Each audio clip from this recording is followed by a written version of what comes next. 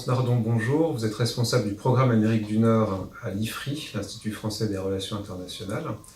Vous venez d'intervenir cet après-midi dans une réunion vigie auprès des banques partenaires de Futurible pour nous expliquer quelles étaient les grandes transformations de la politique étrangère des États-Unis. Est-ce que vous pouvez nous redire en 1 ou 2 minutes quelles sont les principales caractéristiques de la politique extérieure de Trump? Et est-ce qu'on est face à juste une agitation épisodique ou bien des transformations un peu plus structurelles? Alors, la politique étrangère de l'administration Trump, que l'on voit se déployer depuis presque 2 ans maintenant, est extrêmement intéressante dans la mesure où elle obéit à un certain nombre de courants. Trump, pour sa part, a un instinct très jacksonien, c'est-à-dire dans la lignée de la politique menée par le président Andrew Jackson au XIXe siècle, il est pour un repli des États-Unis sur leur propre zone d'intérêt, Make America Great Again, ne plus se préoccuper du reste du monde. Donc on est à 1000 lieues de l'idéalisme d'un Wilson ou même du néoconservatisme de l'administration Bush. Il ne faut plus se préoccuper du reste du monde. Néanmoins, c'est matiné d'un certain interventionnisme lorsque les intérêts des citoyens américains sont en cause. C'est pour ça que Trump, par exemple, continue à intervenir contre Daesh en Irak et en Syrie, souhaite lutter contre ce qu'il appelle les pratiques commerciales abusive de grands pays comme la Chine. Donc pour lui, tout cela revient à défendre le citoyen américain, donc c'est très important. À ces instincts de Trump sont venus s'ajouter, depuis qu'il est à la Maison-Blanche, des courants qui tirent sa politique étrangère dans d'autres directions suivant les dossiers.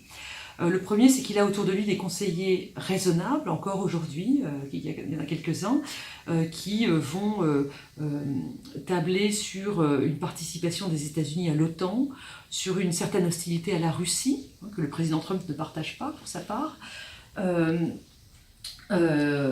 Il y a aussi dans cette veine-là le fait que les États-Unis soient restés en Afghanistan alors que le président américain Trump ne voulait pas, mais ses conseillers lui ont fait valoir que le chaos serait immense si les États-Unis partaient. Un autre courant inverse qui s'est ajouté depuis quelques mois, c'est avec l'arrivée de son nouveau conseiller à la sécurité nationale, John Bolton. C'est une envie d'intervention militaire tous azimuts, puisque cet individu veut aujourd'hui une intervention militaire contre l'Iran, une immense fermeté par rapport à la Corée du Nord, à la Russie, ce qui n'est pas forcément l'avis de Trump. Donc il y a des tiraillements sur ce plan-là au sein de l'administration.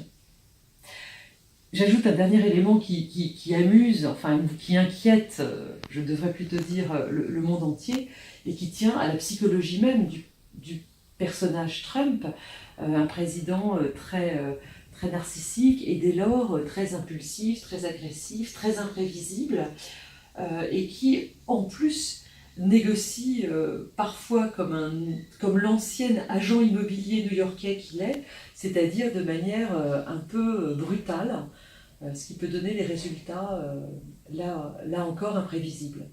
Et donc la politique étrangère des États-Unis aujourd'hui, elle se dessine selon cette complexité que je viens de décrire, d'une manière qui déstabilise quand même fortement la communauté internationale.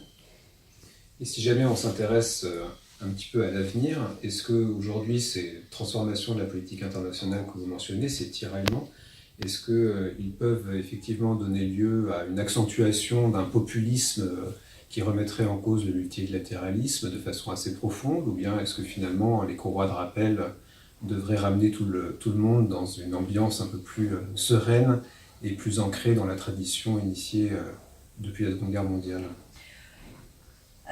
C'est très difficile de faire cette prédiction, mais enfin, chez Futurible, on fait de la prospective. Moi, j'ai quand même le sentiment que le président Trump, même s'il a ces caractères si particuliers, n'est pas arrivé au pouvoir par hasard et que donc il fait partie de ce retour de balancier populiste que l'on voit aussi en Europe et même ailleurs dans le monde et qui fait que les opinions publiques aujourd'hui ont envie de se sentir protégées plus qu'elles n'ont envie de se sentir ouvertes au monde entier.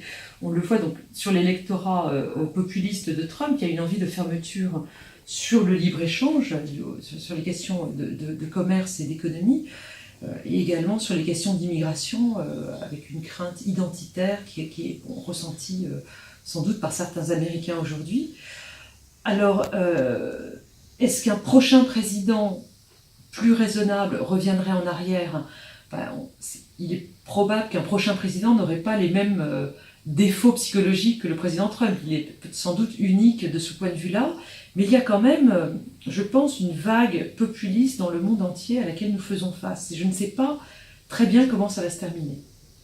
Merci beaucoup. Merci.